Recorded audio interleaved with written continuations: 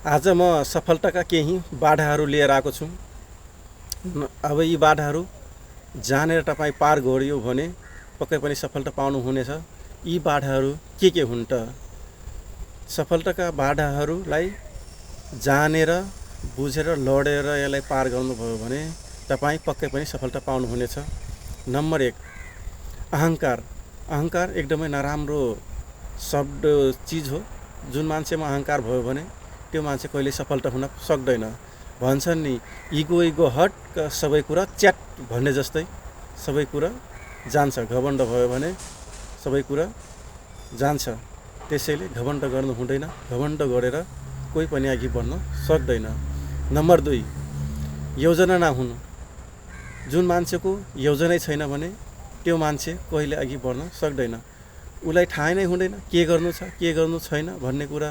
आज के गर्ने, भोलि के गर्ने, उसँग योजनै छैन। अनि कहाँबाट उसले अघि बढ्न सक्छ त? त्यसैले तपाईँ योजना बनाउनुहोस्, अघि बढ्नुहोस्। त्यसैले योजना हुनु एकदमै राम्रो छ। तपाईँ योजना बनाउनुहोस्, 1 वर्षको बनाउनुहोस्, 2 वर्षको बनाउनुहोस्, 5 वर्षसम्म कहाँ पुग्नु छ त्यो योजना बनाउनुहोस्। आजको योजना बनाउनुहोस्, भोलिको योजना बनाउनुहोस्। आज के गर्नु छ, भोलि के गर्नु छ भन्ने कुरा सबैको योजना बनाउनुहोस् अनि सफलता पाउनुहोस्। नम्बर 3, टार्ने बानी। जुन मान्छेको टार्ने बानी हुन्छ त्यो मान्छे कहिले अघि बढ्दैन। ऊ मान्छेले कहिले अघि बढ्दैन। र जुन मान्छे भोलि गर्छु भन्छ भोलि गर्दैन, पर्सि गर्छु भन्छ पर्सि गर्दैन, र भोलि पर्सि भन्दा भन्दै उसको कहिले पनि भोलि र पर्सि आउँदैन। त्यसैले त्यो कहिले पनि मान्छे अघि बढ्न सक्दैन।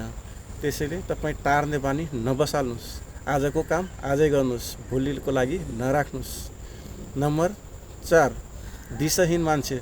जुन मान्छेको दिशै नै छैन, कहाँ जानु छ के गर्नु छ त्यो मान्छे कसरी पुग्छ त? अनि जुन ठाउँमा जानु कहाँ छ भन्ने कुरा थाहा नै छैन, दिशै नै निर्धारण छैन भन्ने त्यो कुरा थाहै छैन भने पक्कै पनि त्यो ठाउँमा पुग्न सक्दैन। त्यसैले तपाईँ दिशा पहिल्यै निर्धारण गर्नुहोस्। मलाई के गर्नु छ, कहाँ जानु छ भन्ने कुरा पुरै निर्धारण गरेर मात्रै तपाईँ अघि बढ्न सक्नुहुनेछ। नम्बर 5, प्रतीक्षाको कमी। जुन मान्छे प्रतीक्षा गर्न सक्दैन, धैर्य धारण गर्न सक्दैन, त्यो मान्छे कहिल्यै पनि अघि बढ्न सक्दैन। जो कुनै पनि कामलाई तपाईँ धैर्य गर्नुहोस्, प्रतीक्षा गर्नुहोस्। अनि कामले समय माग्दो रहेछ, त्यसैले कामलाई समय दिनुहोस्।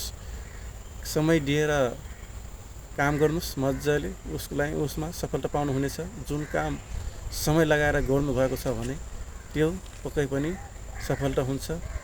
अब तपाईँ धैर्य धारण गर्न सक्नुहुन्न भने त्यो पक्कै पनि सफलता पाउन सक्नुहुने छैन। नम्बर 6, प्राथमिकताको कमी। जुन काममा तपाईँले गरिराख्नु भएको छ त्यो काममा ध्यानै नदिइकन काम गर्नुभयो भने तपाईँ पक्कै पनि सफलता पाउनुहुने छैन। प्राथमिकता दिएर काम गर्नु। जुन काम तपाईँ गरिराख्नु भएको छ त्यसमा पूर्ण सिद्धका साथ त्यसमा ध्यान दिएर काम गर्नुहोस्। नम्बर 7, तालिमको कमी। जुन काम तपाईँ गर्न चाहनुहुन्छ त्यो कामलाई तपाईँ तालिम लिनुहोस्। तपाईँले तालिम लिनुहोस्, त्यो कामलाई सिक्नुहोस् मजाले। त्यसपछि मात्रै तपाईँ सफलता हुन सक्नुहुनेछ। त्यसैले त्यो तालिम पनि एकदम जरुरी छ। जुन काम गरिराख्नु भएको छ त्यो कामलाई गर्न चाहनुहुन्छ त त्यो कामलाई तालिम लिनुहोस् र गर्नुहोस्। तपाईँ पक्कै पनि सफलता पाउनुहुनेछ।